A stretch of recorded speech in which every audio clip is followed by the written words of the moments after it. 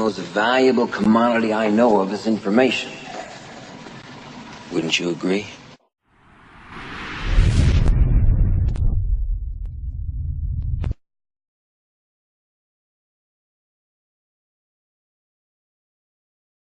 Thank you. Thank you so much. You're very kind. I will be speaking this evening about something that's very dear to my heart. It's not really a canned speech. It's not something that I've memorized. I don't speak from notes. I speak from my heart about something that I work on each and every day in my own life. It is about a process that has been a growth thing for me. The idea of there being levels of awareness, ordinary human awareness, and higher levels of awareness are something that you can do a lot of reading about and you can study spiritual literature. But until you begin to put it into practice and live it each and every day, it really just is something that is distant and more academic. What I will be attempting to do here this evening is to share with you some very specific principles that I have studied and practiced with my family, with my wife particularly, and our children, and my extended family. I am not here to proselytize for any particular point of view. I don't represent any religion. I'm not organizing anybody or encouraging anybody to join anything. I have never been a joiner. I don't pay any memberships anyplace. I really don't think of myself as a very organized person, period. I think a truth is a truth very often until you organize it. And then it becomes a lie very often because the organization becomes more important than the truth that we're attempting to teach. So this is not really about getting people to agree with me. When I was back in school, I had professors who used to say, if you want to understand poetry, or if you want to understand a great novel, or if you want to understand a great movie or enjoy it, what you have to do is practice what he called willingly suspending your disbelief. So that when you go into a movie theater, for example, you will see a two-dimensional screen. And you don't walk in and say, well, that's just a two-dimensional screen with a lot of images that are being projected from the rear of the room from a projector, and I'm not going to allow my emotions to be impacted or affected by a silly little thing like a projector. If you did that, you would not be able to enjoy the movie. What you do is you willingly suspend your disbelief. You just let go of any of your doubts, and you just allow yourself to be entertained for a couple of hours. And you say, like, all right, Nicolas Cage can exchange faces with another man, all right? That's a possibility. I'll buy it, all right? And they can go home and convince their wives, even though they've just exchanged faces and nothing more, which was always a surprise to me, that this thing's really happening. But what I'd suggest to you is that if you argued with that and said, oh, this is ridiculous, or this is just not possible, that you wouldn't be able to enjoy the movie. And I suggest that you take what I'm speaking about here this evening. Some of it will conflict with some of the things that you have been conditioned to believe in, some of the things that you may hold very dear to your heart. And I'm not here to challenge them. I'm not here to get you to change your point of view. I'm not here to get you to join some organization that I think will get you to be more enlightened. I'm just offering you what comes from my heart, principles that are involved in being able to reach higher and higher and higher levels of awareness, so that things like miracles and being able to attract into your life what has been missing up until now, the ability to heal yourself of perhaps diseases or processes of difficulty that you've never been able to handle before, the capacity to be able to create the kind of relationship that you would like to have, the ability to even get a job that perhaps you haven't been able to get, or to raise your level of prosperity, whatever it might be, to sell your home if you've been having difficulty doing that. That there is an energy in the universe. There is something that is in each and every one of us. And it's also in the universe. And you are connected to it in a way that is often perceived to be aloof from us, because it's invisible, because it's in the world of what we call spirit, the world that is not material. And I would like to suggest that you suspend your disbelief, allow yourself to know that you're not a human being here having a spiritual experience, but that it's the other way around. That you're a spiritual being having a human experience. And the quality of your human experience is really much more dependent upon how you use this invisible intelligence and how you connect to this energy. And once you have an awareness that you can never be separate from it, that you and it, and whatever you call it, it doesn't matter. It doesn't matter if you call it God, if you call it divine presence, if you call it soul, if you call it spirit, if you call it consciousness, if you call it Christ consciousness, you can call it Buddha consciousness, you can call it Louise, you can call it Edna, you can call it Ralph. Alan Watts once said that you can't get wet from the word water. It isn't the word that allows you to experience water. And whatever it is that you call it is something that is distinct from what it is. When I was walking in here this evening on these beautiful grounds, I saw some people looking at the flowers and the different plants that were growing. And as they were looking at them, there was one person who was obviously an expert, a botanist of some kind, and he was trying to explain to each one of the people what the name was, the technical name for each one of the flowers. And I was watching that and thinking, it doesn't matter what you call it.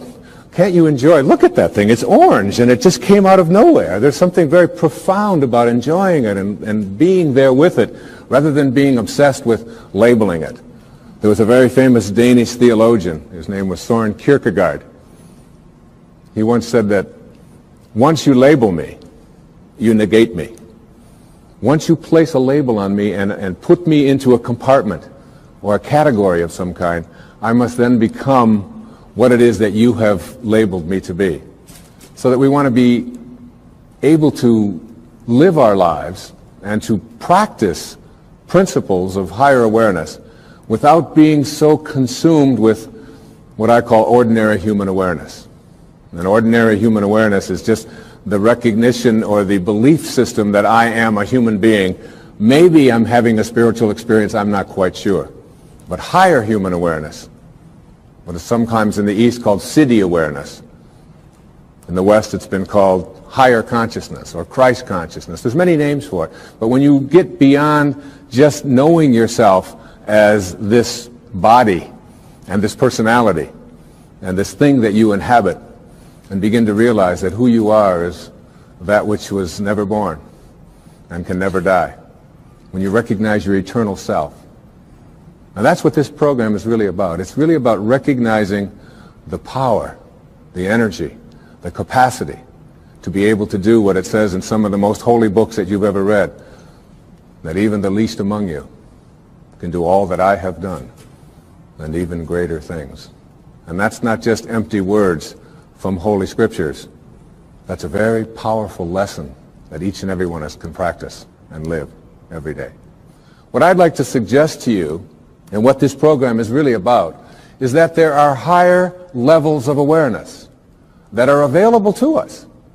A level of awareness that allows us to do things like, and it may sound a bit strange, but to manage the coincidences of our lives. To be able to place our attention on what it is that we would like to create for ourselves in our lives. To literally have the power to know that if I think about it, and I keep it there, and I keep that picture firm within me, that there is an energy, a source, a capacity within me that is in the universe and that is also in me. And that I can use this energy, that I can manage it. There are many ways to get the things that we want for ourselves in our lives. But basically, it all begins with how we choose to think. As you think, so shall you be. 7 little words that I think are perhaps the most important things that we can learn and master in our lives. This old proverb notion that I become what I think about all day long. And once you know that what you think about is what expands, you start getting real careful about what you think about.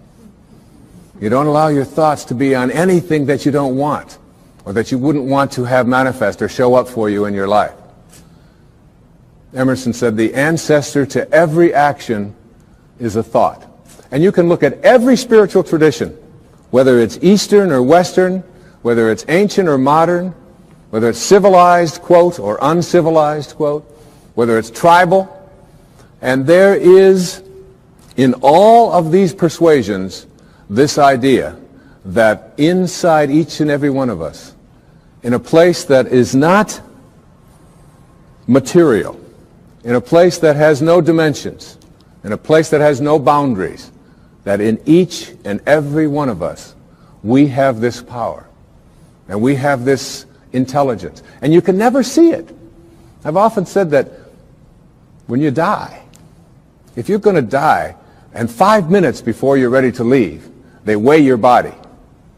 And let's say it weighs, oh, let's pick a good number, 150 pounds, all right? And then life leaves your body.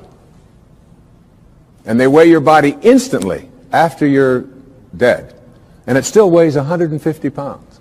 So that your body weighs the same alive or dead before it begins to deteriorate. And if that's the case, then your life, this thing that leaves your body and your body still weighs the same, is weightless. Your life is weightless. You can't put a dimension on it. You can't put a measure on it. Who you are is that life. And that life is not in the dimension of material. It's like if I want to wiggle my finger, I just have to have a thought.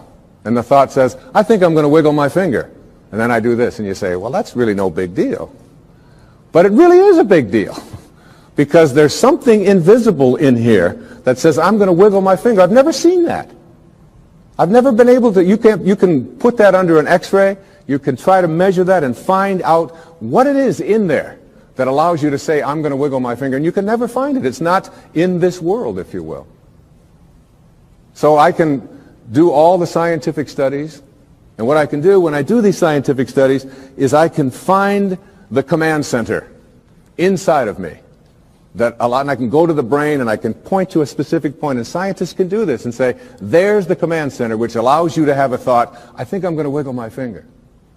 But there's no computer and there's no scientists and there's no technology that can ever allow us to go inside and say, there's the commander in the command center.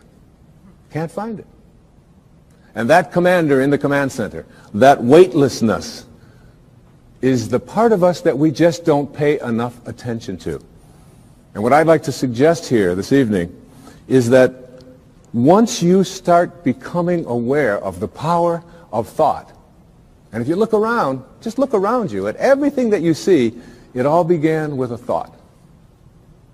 We become what we think about. And that is probably one of the most important principles in learning to manifest. But in my mind, as I think about this idea of getting what you really want and being able to attract it into your life, what we have to look at is basically the obstacles that we have conditioned ourselves. And you notice I say that we have conditioned ourselves, because I have never believed that we need to be putting the responsibility on someone else. If you're conditioned, it's because you have allowed yourself to become that. And if we are conditioned, if we've conditioned ourselves to believe certain kinds of things, and one of the things that we kind of believe and hang on to and live with is this whole idea that all of the things that happened to me in my past are what are keeping me from doing what I'd like to do today. So we hang on to these things and we fill ourselves with blame. We say, I'm the middle child.